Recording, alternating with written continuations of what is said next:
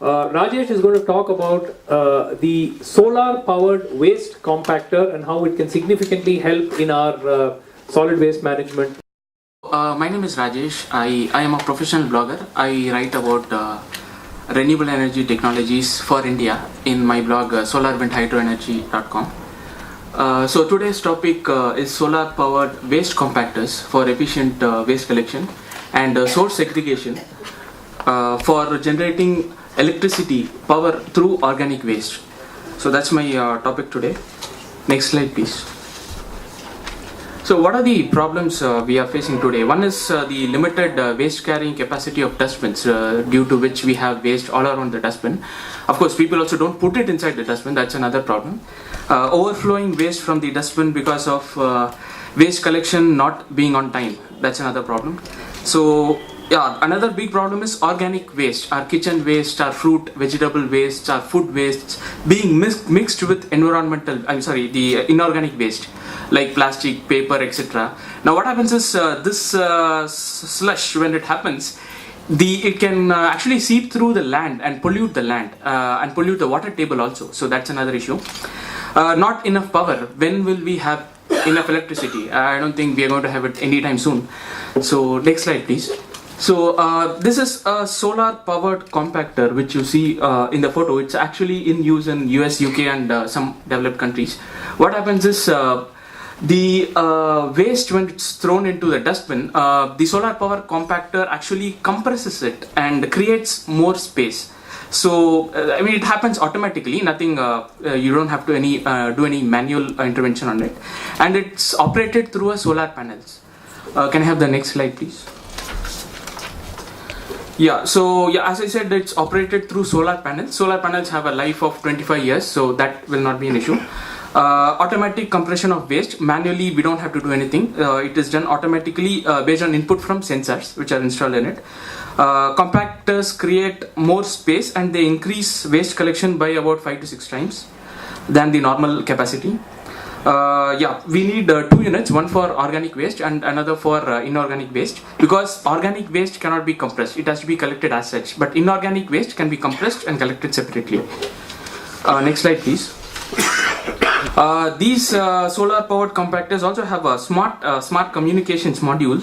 What happens is it works on the cellular network. So it has a sensor which will sense, okay, the waste, the dustbin is about 75% full, and it will send a message, an SMS to a central portal or a cell phone, and the people maintaining it will have an idea about, okay, these are the dustbins which are going to be full, and we can start collecting waste from those dustbins first.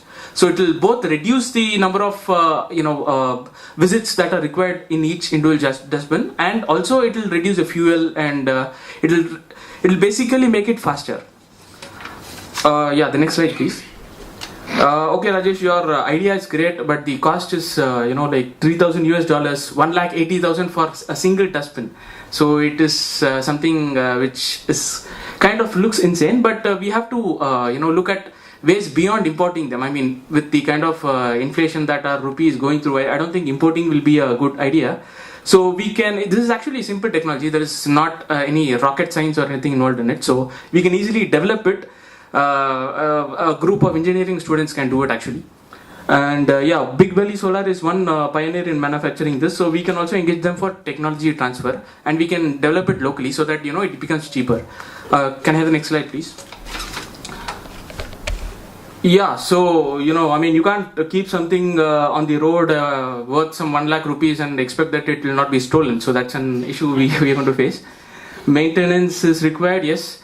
The existing dustbins itself is not being maintained, so how are we going to maintain solar powered dustbins?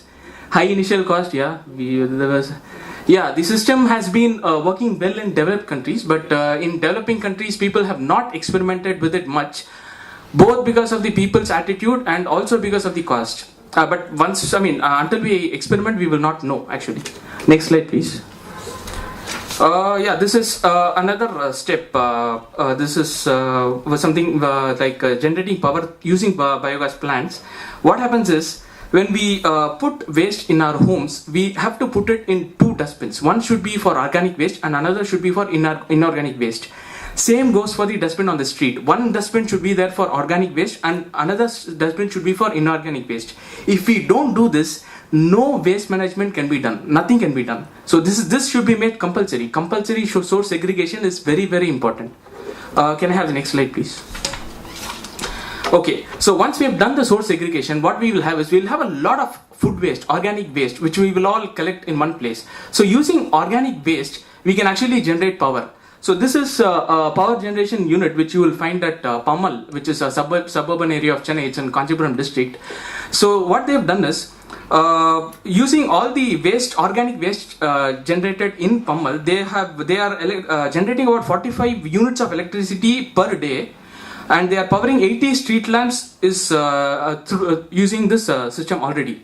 So this is in existence, and anybody can go and have a look at it. Can I have the next slide, please? Yeah, so waste is money. Once we do the waste segregation, organic and inorganic waste, in Schollinger, for example, what they are doing is solid waste is separated into 27 materials, and they try to recycle it. So each of them can be sold separately. And next one is e-waste. See, the cell phones, computers, and all that we have.